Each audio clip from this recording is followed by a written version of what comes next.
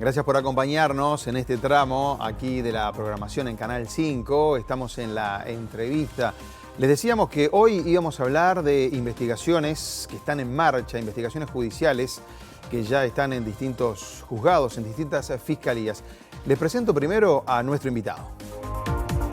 Juan Bautista Gómez Duarte es el fiscal de corte subrogante. Nació el 29 de junio de 1955 en Rivera. Es hijo de Antón Gómez, un productor de arroz nacido en Brasil, y de Luisa Duarte, más conocida como Anita. Integra una familia de 7 hermanos varones. Está casado con Laura Ventos y es padre de Daniela, Josefina y abuelo de Dante. Nació y se crió en el paraje La Palma, a 13 kilómetros de Tranqueras. Allí asistió a la escuela número 22, que festejó los 100 años hace poco tiempo con un invitado especial. Este lugar forma los valores de nuestra sociedad. Cuidemos a la escuela pública, apoyemos a la escuela pública. Cuando tenía 7 años, Gómez fue sometido a una operación a corazón abierto y poco tiempo después perdió a su padre y a su hermano mayor. Pensaba estudiar medicina y cursó un año de magisterio, pero abandonó debido a su escaso talento para las manualidades. En 1974 viajó a Montevideo e ingresó a la Facultad de Derecho. Como no tenía dinero para seguir en la universidad, el padre de un amigo le ofreció trabajo en el Ministerio Público como administrativo. Luego de recibirse de abogado, fue secretario de Andebu hasta que en 1997 asumió como fiscal letrado en Rivera. También fue fiscal departamental en Maldonado y en Montevideo. En el año 2012 asumió la Fiscalía Especializada en Crimen Organizado, cargo que ocupó hasta 2017. Posteriormente fue fiscal de homicidios y estuvo en ese lugar hasta que en 2021 asumió el puesto que ocupa actualmente. Desde la infancia, Juan Gómez porta el apodo de Gioca, es hincha de Peñarol, fue buen jugador de fútbol y le encanta jugar al truco y los asados con amigos. Cuando cursaba el liceo en Rivera, perdió la final de un campeonato de fútbol contra el equipo en el que jugaba el exfutbolista Hugo de León. Bueno, esa final no cuenta, si del otro lado está Hugo de León. ¿Cómo anda? Realmente me sorprendió por lo exacto de la presentación, ¿no? Una mini biografía por allí. Sí, digo, bueno, realmente. Bueno, estaba viendo este último dato de Hugo de León, interesantísimo, porque también es de allá de León. Claro, pero... Campeón de América y del mundo con Nacional. Sí. Perdimos esa final, siempre lo voy a recordar, 5-3. Bueno, usted de Peñarol decía ahí el... Sí. Pero aprendí a ir antes, en mi primera época de Montevideo, perdí a Peñarol y para mí se terminaba el día, era increíble, ¿no? Aprendí a valorizar otras cosas. El deporte es un entretenimiento y bueno, y definitivamente, lentamente uno va amoldando esas pasiones juveniles a una cuestión madura. Me gusta mirar el fútbol, me entretiene, pero ya no me causa esa sensación de que por unos instantes parece que terminó el mundo porque perdió el cuadro al que uno le tiene amor, ¿no? Igual cuánta violencia hay ahora también. Ahora, me parece que más ahora que antes, ¿no? En los temas veteranos. Definitivamente. En la sociedad en general, pero en el fútbol es un caso claro. Yo iba a la tribuna Ámsterdam, sí, con la mitad de hinchas de Peñarol, la otra mitad de hinchas de Nacional, sí. Y tengo me tocó vivir eso también a mí. Y tengo grandes amigos que son de Nacional, nos llevamos perfectamente, y mi nieto, que realmente es una especie de sol en mi vida, es de Nacional, si bien a veces me dice, para no dejarme, yo cuando juega Peñarol también. Va a ser un diplomático. Va a ser diplomático. Escúcheme una cosa, Gómez, ya sé que no le voy a poder preguntar todo lo que tenía pensado, pero por lo menos lo más posible. Quería arrancar preguntándole si estaba bien coordinada, porque a veces veo que hay algunos cortocircuitos entre la Fiscalía y la Policía, y esto lleva tiempo largo, que lo supera lo que es su gestión. ¿Qué pasa allí? ¿Hay falta confianza? ¿Cuál es el asunto ahí? No, mire, en toda gestión humana a veces algunas situaciones salen de lo que debe ser lo correcto. Yo siempre resalto mi correctísima relación con el señor jefe de policía de Montevideo, que estamos ante cualquier circunstancia en contacto. Hoy mismo le agradezco el dispositivo de seguridad que estableció en la sede de Cerrito, porque había audiencias importantes que podría convocar a mucha gente, digo. Pero, bueno, Iba Astesiano a declarar, sí, creo también, sí, la gente de Foce también. La situación de los sindicalistas que fueron consideradas hoy. Pero no hubo ningún problema fuera de No, felizmente, ¿no? Pero igual resalto el apoyo del señor jefe de policía de Montevideo. Lo que pasa en algún tipo de situación es que es muy fácil echar hoy por hoy la culpa a la Fiscalía. Ustedes son los que llevan adelante las investigaciones. ¿Quién lleva adelante las investigaciones? Muchas veces la gente no tiene un conocimiento acabado de cuál es la mecánica de una investigación. Muchas veces el fiscal pide las medidas cautelares que quizá la gente está de acuerdo y sin embargo un juez de garantía, aplicando legítimamente y cumpliendo legítimamente su rol, entiende que esa no es la mejor medida. Pero para la gente es mucho más fácil culpar al fiscal y bueno, y así lo hace. Y uno intenta, y muchas veces he estado en reunión, que yo utilizo un viejo ejemplo de vida que tengo de una gran fiscal, dice que muchas veces tenemos que hacer explicaciones tipo escolares para que nos entiendan bien cuál es la función del fiscal, cuáles son los límites, cuáles son las medidas que podemos solicitar y cuáles no, cuáles son las que requieren la intervención de un juez.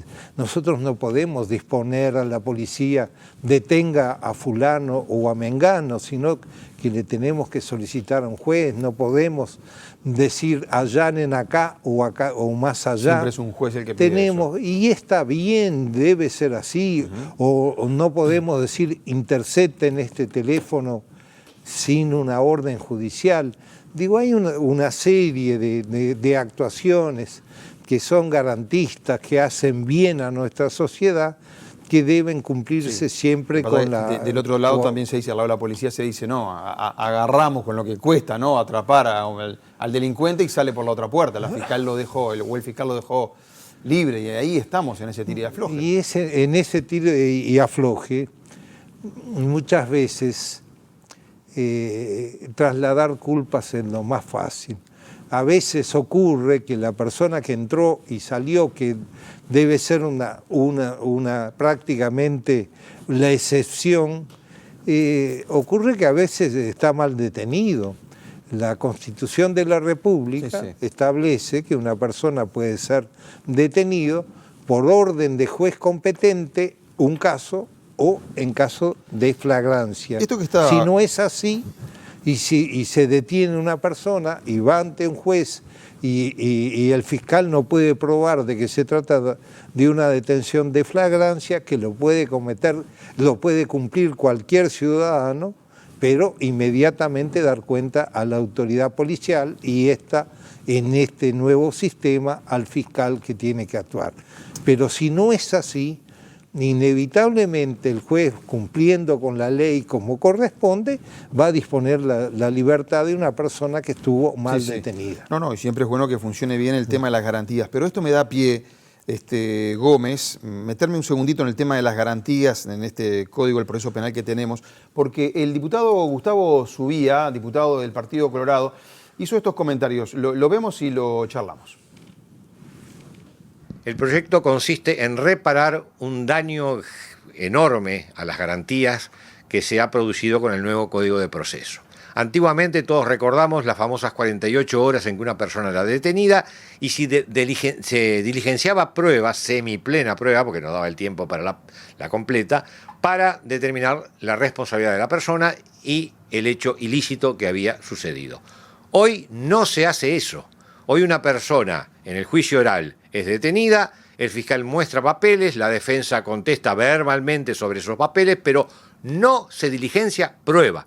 Es lo mismo que se mostrara una receta de comida, que el otro criticara la receta de comida, pero la comida no se hace. El proyecto lo que apunta es a que debe de ser obligatorio, como sucedía antes, por lo tanto se puede hacer, diligenciar la prueba, es decir, hacer la comida y no quedarse con la mera receta de cómo es una comida. ¿Cuál es el problema que provoca la actual redacción del texto? No, el texto habla de la existencia de semiplena prueba, pero se ha interpretado, porque tenemos otro problema, por parte de la Fiscalía, que la semiplena prueba no debe ser diligenciada, debe de ser anunciada.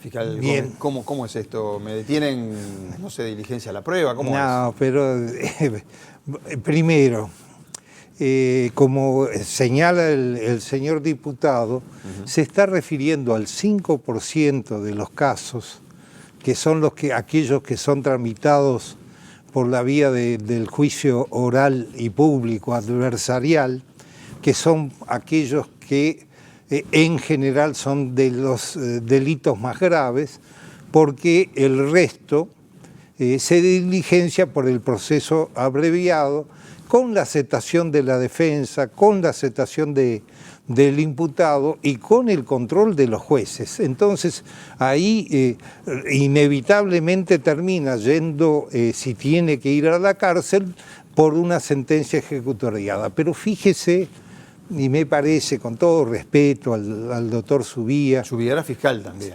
Fue sí, un fiscal de trayectoria importante, pero con todo el respeto, de que estamos confundiendo alguna cosa que es bueno aclarar, si me permite el tiempo.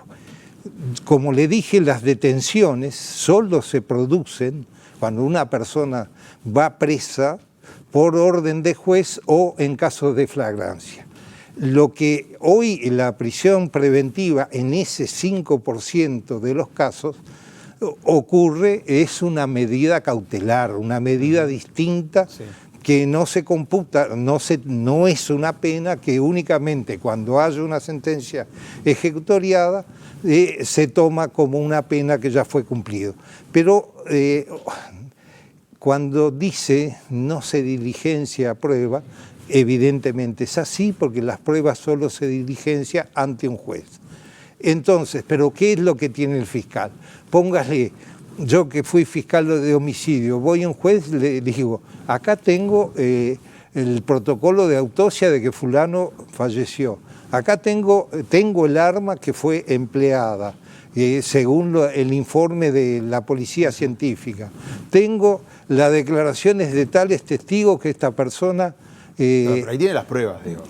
Son evidencias. Sí. Entonces, la defensa que tiene que controlar, que lo controla, y el imputado, naturalmente, uno en una instancia de audiencia adversarial, justifica que cuenta con todo eso, pero ¿qué es lo que tiene que probar? Que esa persona, para que vaya presa en cumplimiento de una medida cautelar, tenga algún riesgo procesal, riesgo de afectar a testigos, riesgo de fuga porque son delitos graves, riesgo de afectar a la sociedad, de volver a cometer algún acto como el que uno está analizando, que son los que en definitiva permite que una persona vaya preso. Pero es distinto, es una medida cautelar, no es claro, una prisión, y son para el 5% de los casos que refieren en todos los casos o en su gran mayoría a delitos muy graves. Yo preguntaría qué diría la propia sociedad si dejáramos libre a una persona que tenemos evidencias, porque le digo más... Que cometió el delito. No, tenemos evidencias certeras que son controladas por la defensa, que son controladas y aceptadas por el imputado. Muchas veces tenemos evidencia que esa persona cometió el delito.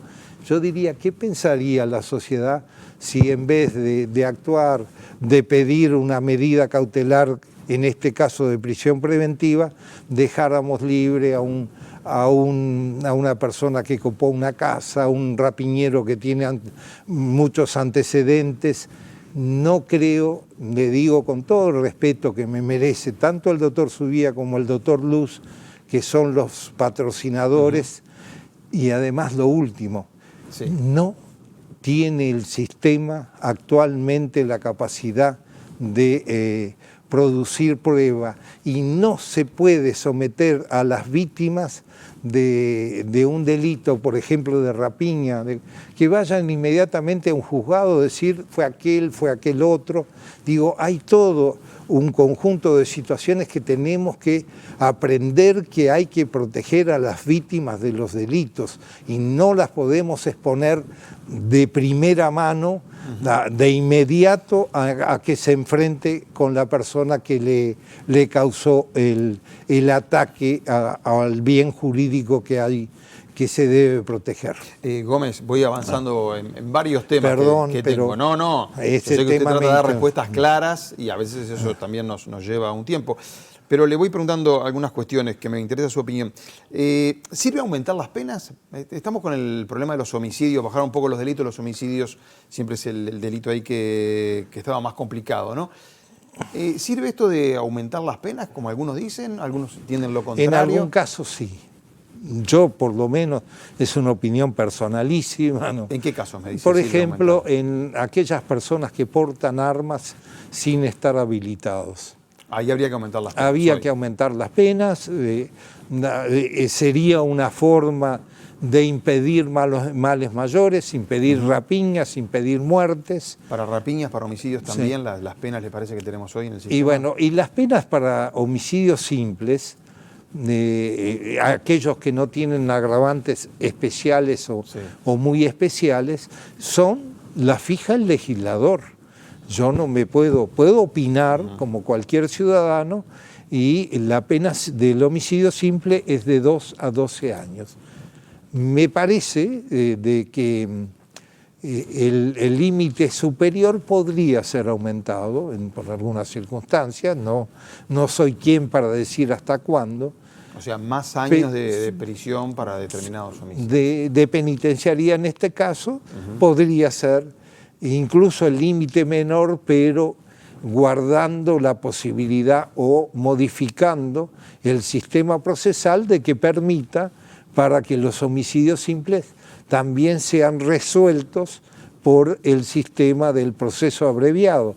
Y le digo, el promedio de los homicidios simples, de pena de los homicidios simples, al 30 de junio de este año era de 7 años y 2 meses. Hay algún homicidio que por alguna circunstancia seguramente tendría atenuantes de peso, que se castigaron con 2 años y medio, 3 años, pero esa no es la mayoría de los casos, ya que el promedio nos da que los homicidios simples, 7 años y 2 meses. Y los homicidios con agravantes, ¿Cuánto está el promedio? que son aquellos que van a juicio oral y público, Sí. tienen un promedio de 18 años y 5 meses.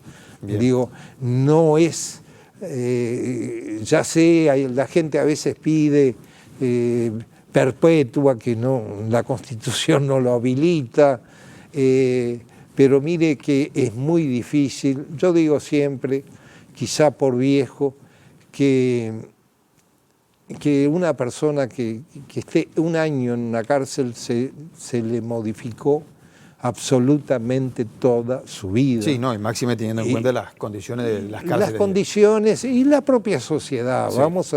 También la persona que sale a veces perdió su núcleo familiar. Es muy difícil reinsertarse. Es muy difícil reinsertarse. Aprovecho que hoy fue Astesiano a declarar a Fiscalía nuevamente, ahora como testigo. En este caso, él ya está ya está preso, no hubo un acuerdo en ese caso, 4 años y fracción era de cárcel para él.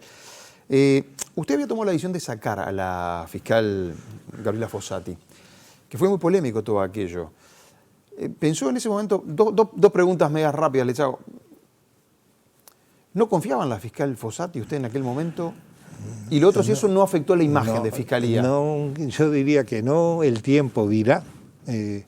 Como en absoluto, tenga en cuenta, yo no hablo de cuestiones internas, pero tengo en cuenta de que yo tenía solicitudes de esa fiscal de ser retirada de ese caso desde prácticamente diciembre del año anterior. Pero digo. después ella le pidió para seguir en ese caso, ¿verdad? No es así. Yo no quiero hablar porque respeto mucho a todos los fiscales y no acostumbro a hacer manifestaciones sobre un fiscal.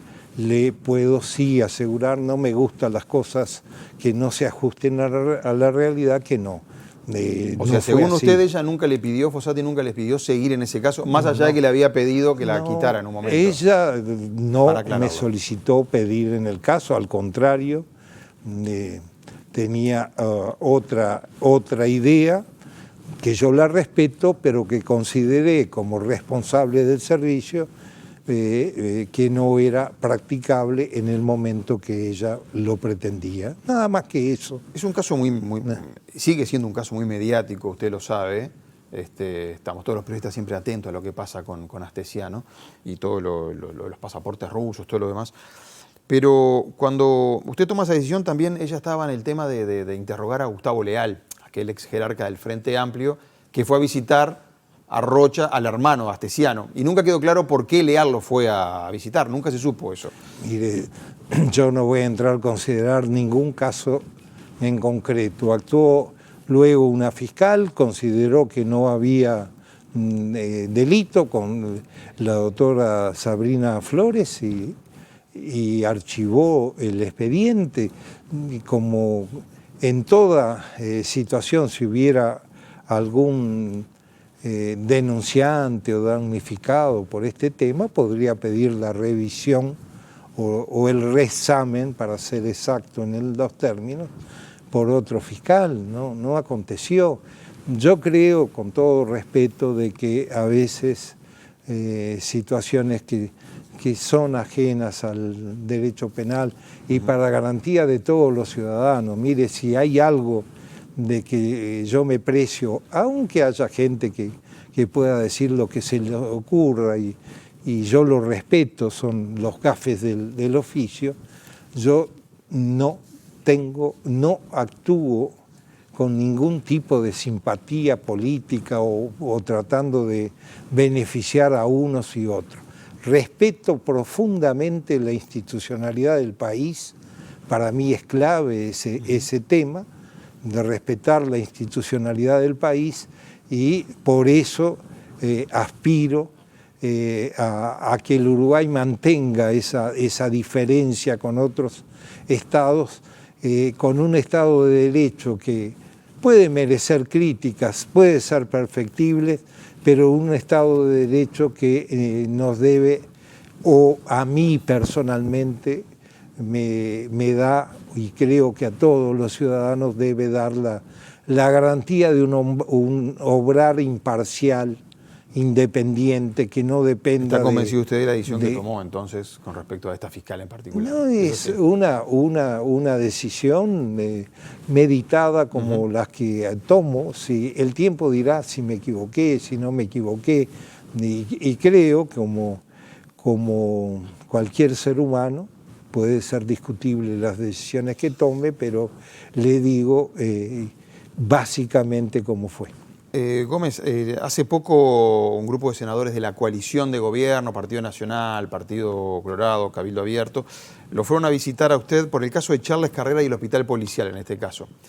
Charles Carrera, senador del Frente, parece que usaba el hospital policial, si no le correspondía, también su esposa, y está este muchacho Víctor Hernández, que recibió un balazo allá en La Paloma. ¿Se acuerda del caso, no? Sí, me acuerdo. Lo estoy tratando de encontrar a la gente también. Sí. Víctor Fernández, que está en una silla de rueda por un balazo que parece que salió de una comisaría que vive él al lado de esa comisaría. Los senadores le pidieron a usted celeridad en esa investigación que involucra a Charles Carrera. Bueno, ¿En qué está? ¿Está frenada esa los investigación? legisladores lo que me pidieron Sí. era información, y Sí. es lo que puedo dar, porque así como lo señalo, no actúo bajo ningún tipo de presión, felizmente, independiente, funcionalmente.